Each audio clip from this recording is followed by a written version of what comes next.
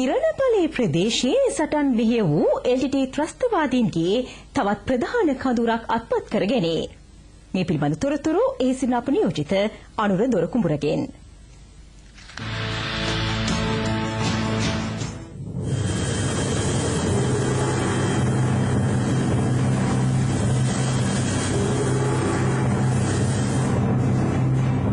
විසිවිනි ගජබා රෙජිමෙන්තුවේ රණවිරුවන් දැවැන්ත ප්‍රහාරයක් එල්ල කිරීමෙන් අනතුරුවයි මෙම කඳවුර අත්පත් කරගත්තේ. රණවිරුවන්ගේ දැවැන්ත ප්‍රහාර හැමේ LTT ත්‍රස්තවාදීන්ට මෙම කඳවුර අතහැර පලා යාමට සිදු වුණා. මෙම කඳවුර ආරක්ෂා කර ගැනීම සඳහා LTT ත්‍රස්තවාදීන් ප්‍රබල උත්සාහයක නිරත වුණා. ත්‍රස්ත නායකයෙකු මෙහි රැඳී සිටමින් සටන් මෙහෙයවා තිබෙනවා. විශේෂයෙන්ම පුදුකුඩරෙප්පු ඉරණපලේ හා අම්පලාවන් පොක්කනේ යන ප්‍රදේශ නිදහස් කර ගැනීම සඳහා රණවිරුවන් එම ප්‍රදේශවලට ඇතුළු වන විටත් මෙම කඳවුරේ සිට ත්‍රස්ත නායකයින් සටන් මෙහෙයවා ඇති බවට තොරතුරු වාර්තා වනවා. අම්පලාවන් පොක්කනේ කලපුවට ආසන්නවම මෙම කඳවුර පිහිටීමෙන් මුහුදු කොටින් මෙහෙයවීමද මෙහි සිට සිදු කර තිබෙනවා.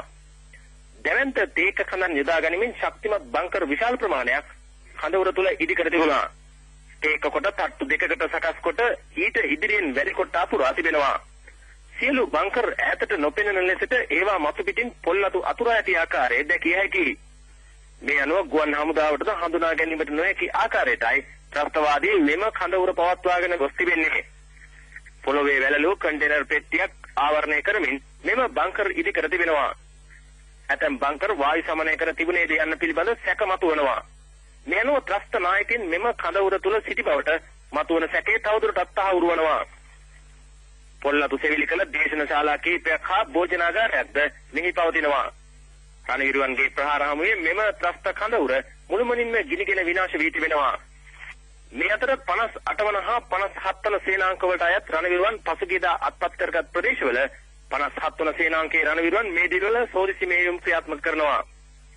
මේ අනුව කර්නල් හරෙන් රණසිංහ යටතේ ක්‍රියාත්මක 571 වන බලසේනාවේ 7 වන සංඥා බලකායේ රණවිරුවන් LTT ත්‍රස්තවාදීන්ගේ මෝටාර් බෝම්බ විශාල ප්‍රමාණයක් අත්පත් කරගත්තා.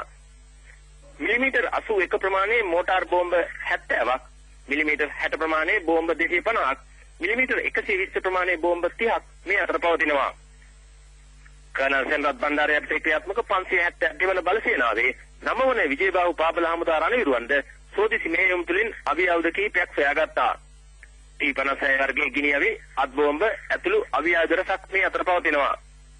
පතරම් රසක් රණවිරුවන් අත්පත් කරගත්තා. රණවිරුවන්ට ප්‍රහාර එල්ල කිරීම සඳහා සංගවා තිබූ T56 වර්ගයේ ගිනියවි දෙකක්ද 8 වන ශ්‍රී ලංකා පාබල හමුදා රණවිරුවන් සොයාගෙන තිබෙනවා.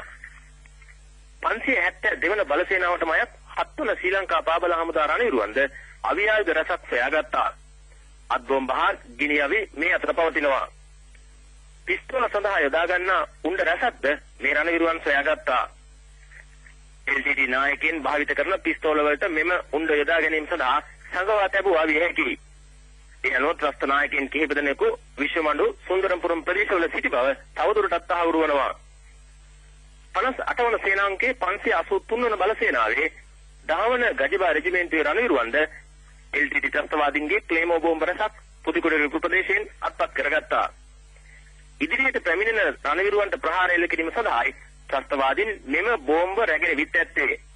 කෙසේ වුවද ත්‍රස්තවාදීන් සංගවා ඇති සියලු අවි ආයුධ හා යුද උපකරණ අත්අඩංගුවට ගැනීමේ මෙහෙයුම්ද සාර්ථකව මේ දිනවල ක්‍රියාත්මක වනවා.